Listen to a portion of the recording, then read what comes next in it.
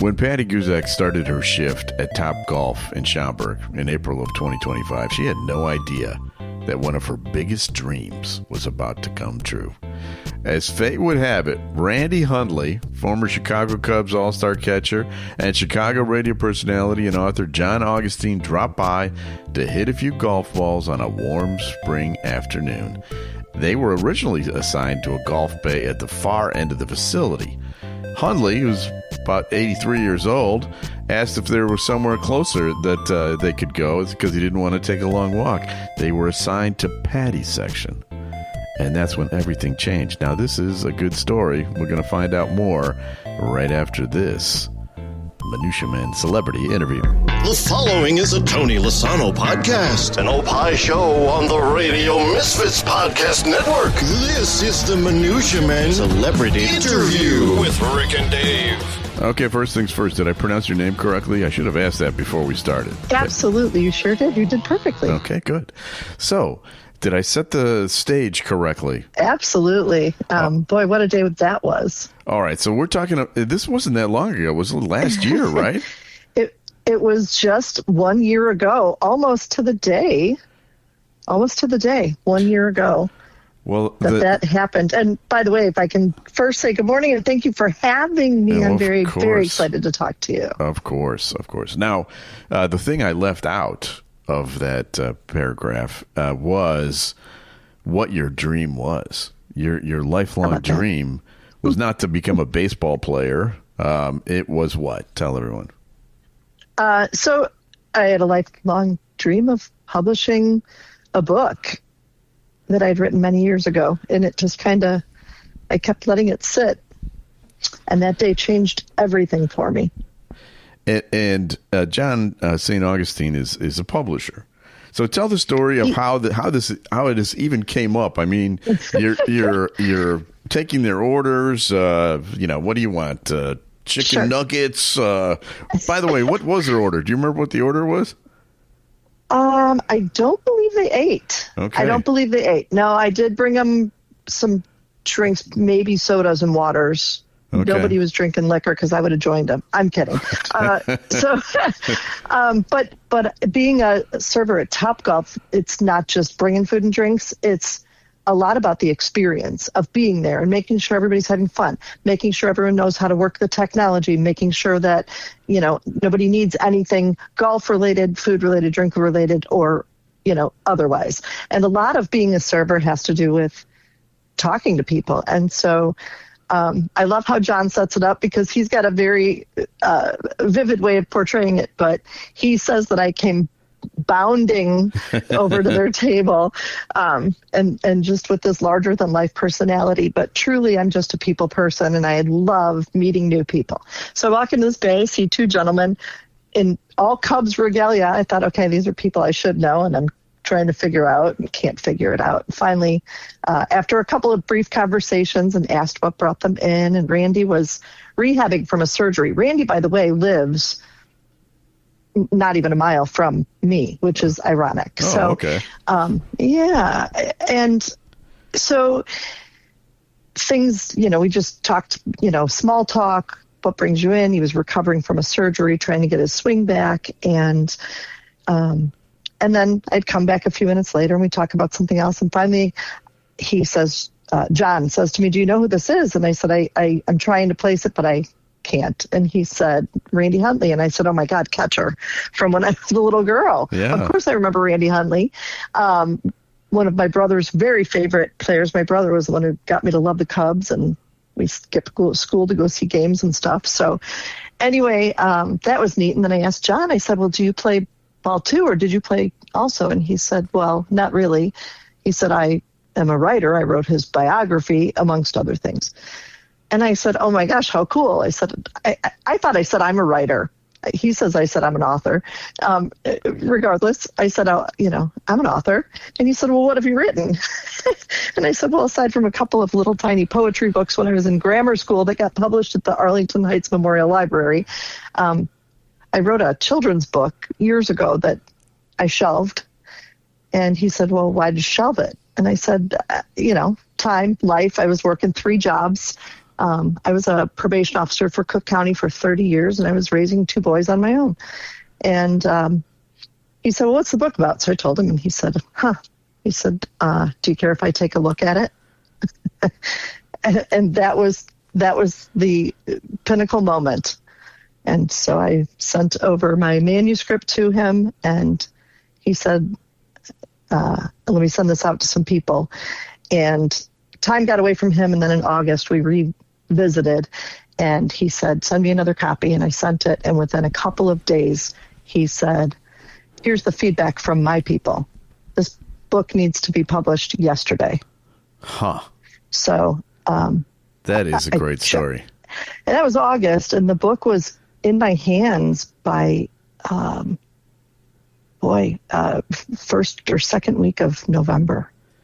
Okay, now we'll talk about what the book is about here in a second, but sure. I just love that story. It was so cool. It's a cool. I have a kind of a similar story about my writing career.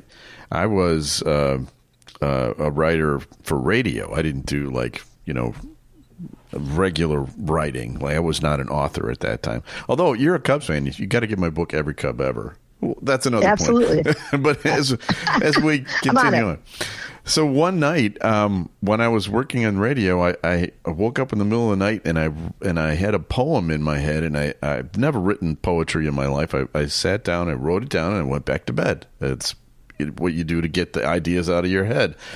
Well, Correct. My wife found it, and there was a contest going on called Living Life to the Fullest. Diet Coke was sponsoring it, Sure. and it was an essay contest, and she sent in my entry, and it won a national contest, and it started my writing career. Gosh. It was just like, you never know. You just never know That's how incredible. these things start. Well, absolutely. And John said to me, this didn't happen by accident. He said, this is providence at work. Yeah. And those words have stuck in my head because there have been so many moments since where I thought, this is the right time.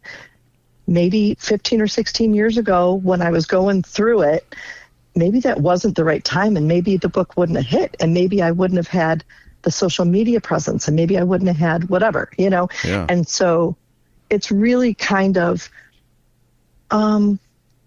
cathartic's probably a good word. Just, to have it come full circle at this time in my life and to see it doing what it's doing, which after we talk about what the book's about, I'll tell you more about that. Yeah. Well, let's talk about the content of the book, because it's a cool idea for a book. Tell us about it. Thank you. Sure. So it's about a 9-year-old boy who thinks that his suit gives him superpowers when he wears it to school. And the kids call him Tuxedo Man when he shows up to school in his suit. And eventually Mom says to him, the suit doesn't give you superpowers. You have those all inside of you. But if you need an extra boost of courage or confidence, I bought you a pack of these tuxedo T-shirts you can wear under all your clothes so you can keep your secret superhero status, still secret. And so he goes about through stories of, dealing with the damsel in distress and the bully on the playground and, mustering up the courage to run for class president and dealing with defeat and things like that. And gives a lot of credit to that tuxedo T-shirt, when in actuality what the T-shirt does is provide him courage, confidence, etc. And where did you come up with that? I mean, was it something that one of your sons actually did, or? It is. It is. The whole first chapter of the book, which is about a page and a half long, is verbatim to what happened in my boy's life back then. My youngest son was in kindergarten. My older son was in second grade. We were flying out to California for a wedding, and my boys both loved to wear a suit, for weddings and whatever. So I bought them new suits to wear for the wedding. And I said, well, you can just wear it on the plane. My mom at the time worked for American Airlines. She was a nurse. And so we always flew on her standby tickets, and there was a chance to get in first class. So you always had to dress to the nines when you were flying on those buddy passes back in the day. So I said, well, you can just wear the suit on the plane and then you'll have it for the wedding. And so my little guy, Jay, says, well, can I just wear it to school? And I said, well, you can, but it's picture day. Do you really want to wear your suit? Don't you want to put on your Cubs jersey? And he said, no, I want to wear my suit. So then the older one did too, and they went to school in their suits for picture day. And Jason got all the teachers and all the moms that were helping and all the kids made such a big deal out of it that first grade, he showed up again in his suit on picture day, and the kids truly did start calling him Tuxedo Man because that was his signature outfit for picture day. Every year through grammar school, I think through 8th grade, he wore a suit every year on picture day. So that part of the story was true. How old is he now? Oh, gosh. Do I have to answer that? I feel like I'm incriminating myself. He is 25 years old now. Okay, that's not bad. So these stories were written years ago. Yeah, I've got a 30-year-old. Don't feel bad. Yeah, it happens. Okay, all right. Yeah, time does evil things to me, and some great ones as well. But anyway, I was working as a probation officer, and about the time he was going into 4th grade, I was going through a divorce. Life was changing tremendously in our house in ways that were so unexpected. My mom had passed away. I had very little help with just day-to-day. I didn't have my mom to rely on for mothering. And now I'm trying to single mother while working full-time, while raising 2 boys. And I thought, I just can't lose communication with these boys. And I had been trained by Cook County to do this interviewing technique called motivational interviewing. It was really up and coming back at that time. And so I was trained to train the entire Cook County Probation Department on this interviewing skill. So I thought, I'm going to try it at home to keep communication going, to keep conversations going. Yeah. Because what happens when kids come home from school and you say, how was your day? Fine. What happened today? Nothing. Exactly. So I started asking questions differently, and I started posing more open-ended, tell me the worst thing that happened today. Well, nothing bad happened. Tell me that little Ricky's shoes came untied in gym class and he tripped on the floor. I mean, just tell me anything bad that happened. And then every day they started to, and then the next question was, tell me the best thing that happened today. I don't care what it was or who it happened to. Tell me the greatest thing that happened. So now these stories start coming out. And now they come home from school excited to sit down and have these conversations. So like you, I'm compelled to write. It's how I keep track of things. It's how I organize my own brain, my thoughts. It's how I declutter my brain. I get up in the middle of the night, I write things down. And so I'm writing down little vignettes and then reading them to the boys at bedtime, and we'd giggle. And then the next day they'd come home with different stories. And I'm developing characters in my brain all the while. So I wrote it really for myself as therapy. And it was one of the probation officers that I worked with, and I shared it with her, and she said, why aren't you sharing this with every other parent who really could use this? Yeah. I'm like, really? I don't know. And then I did try the traditional route.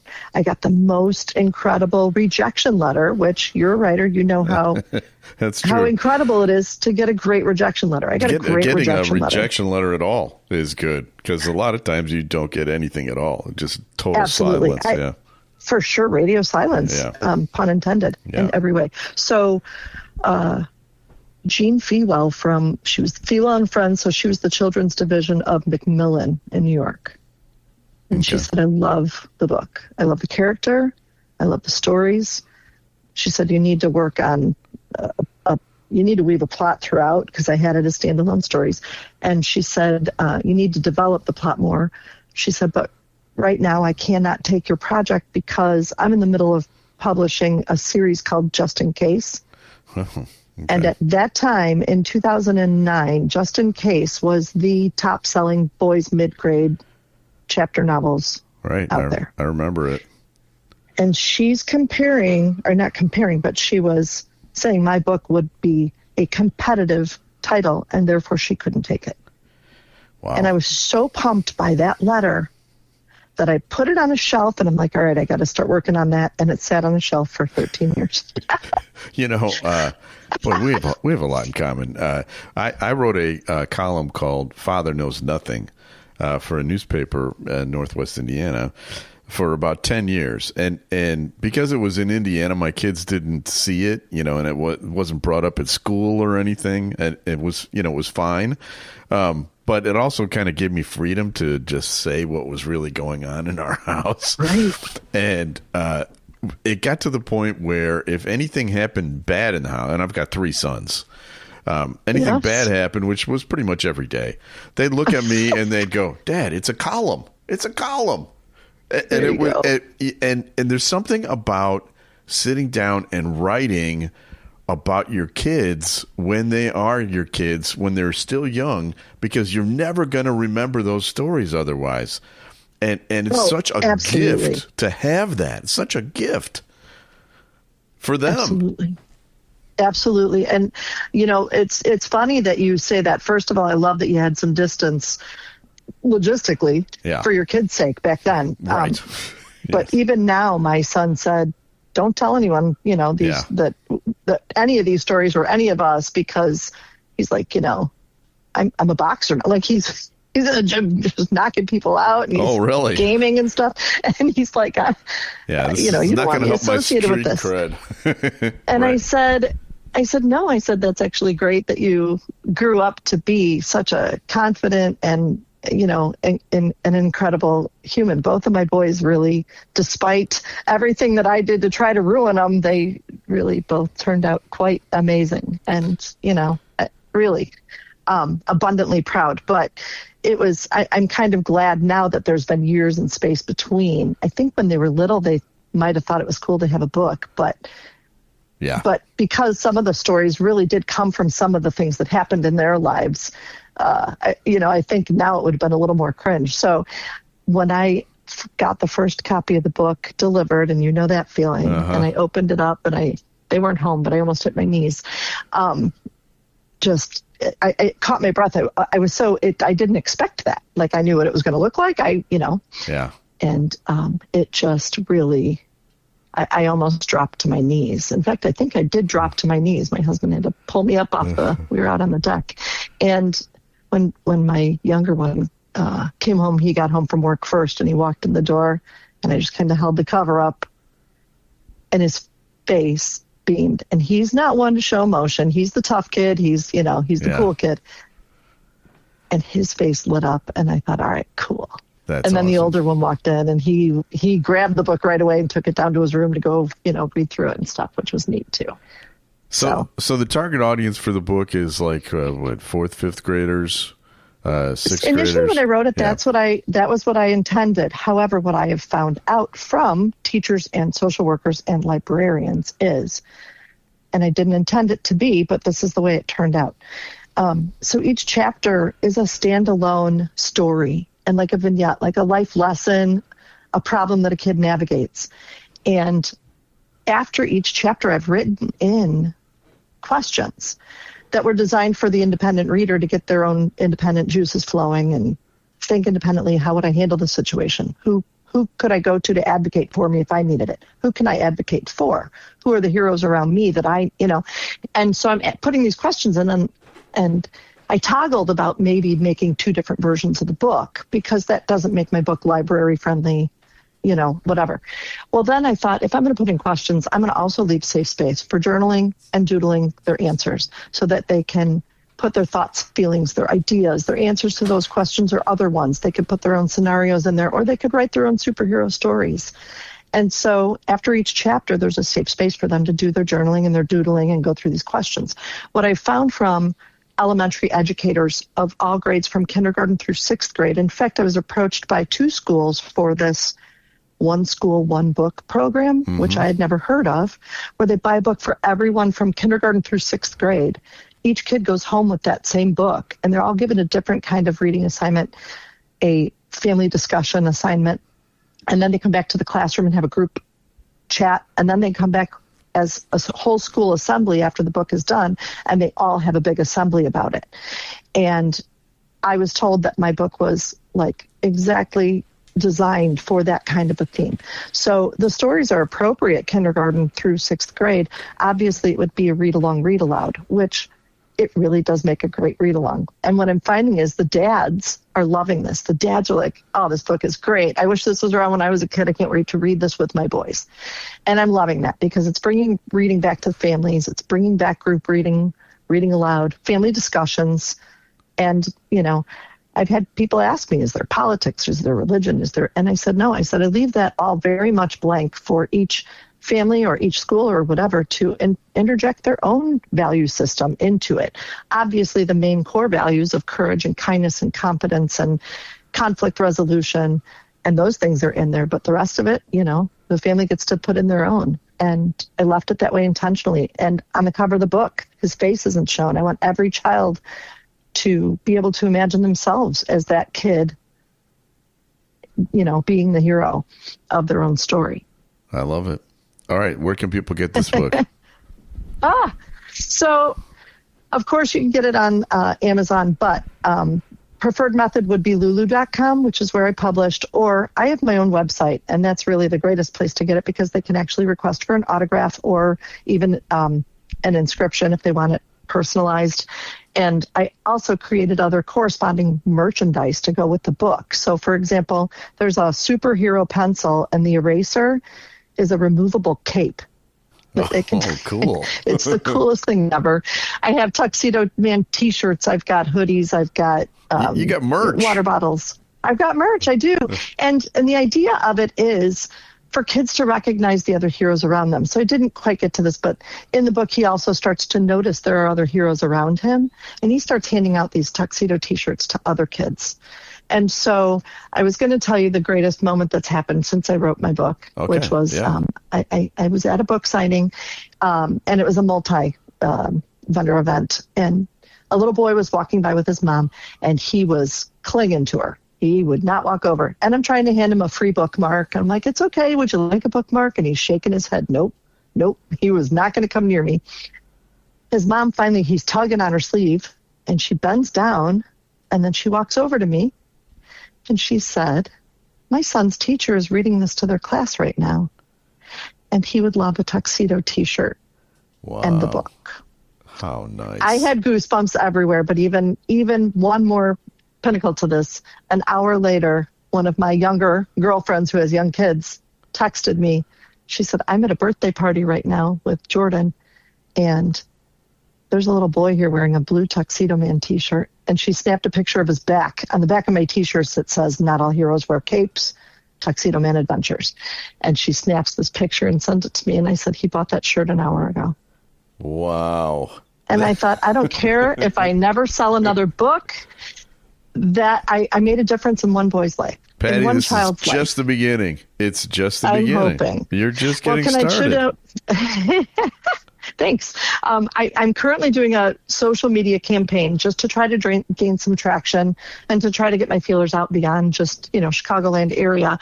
And so what I'm doing right now is if anyone goes on my website, they have access to all of my social media channels, my email, Facebook, TikTok, Insta, everything.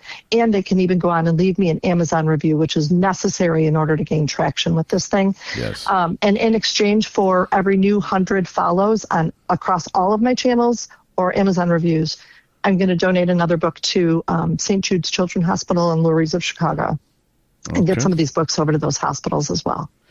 All right. TuxedoManBooks.com is the website. TuxedoManBooks.com. That's our preferred method. Okay. If you want to go on Amazon, feel free, but please leave me an Amazon review. All right, Patty. Well, it's been nice chatting with you, and congratulations on all your success. And we're all rooting for you, and hope everything goes well later today with the stuff we were talking about before we started taping. And we'll talk to you again soon. Thanks so much. I appreciate it. And let's go Cubs. And thanks for everything, Rick. Okay. Great to talk to you today. Take it easy, Patty. Bye-bye. All right. Take care. Bye-bye. There she goes. That's Patti Guzak. It's a cool idea, the Tuxedo Man. It's a cool idea. I like it. As a writer, it clicks with me.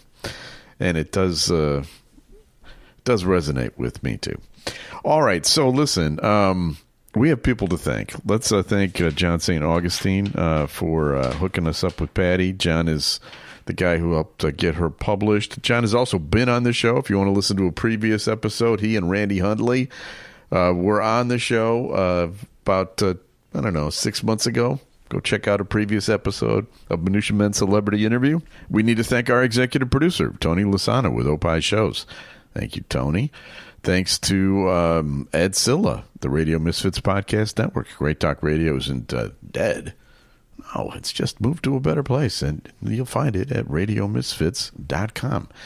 And we'll be back again next week with a brand new episode of Minutia Men Celebrity Interview. The proceeding was a presentation of the Radio Misfits Podcast Network. Find our other great shows on iTunes, Stitcher Radio, and at radiomisfits.com. Thank you. Thank you. Thank you. This has been a presentation of Opie Productions. Tony, can you shut up? Be sure to tune in to Free Kicks with Adam and Rick. Our podcast highlights the best soccer league in the world. The English Premier League. We recap the previous week's games and preview the upcoming games. I do it from an American point of view. And I do it as an authentic Brit, accent and all. That's authentic, right, Governor? Not exactly how I say it. We also talk about the local soccer scene because Adam is the Illinois Youth Director of Coaching. If you love soccer, football, tune in to Free Kicks. New episodes drop weekly on the Radio Misfits Podcast Network.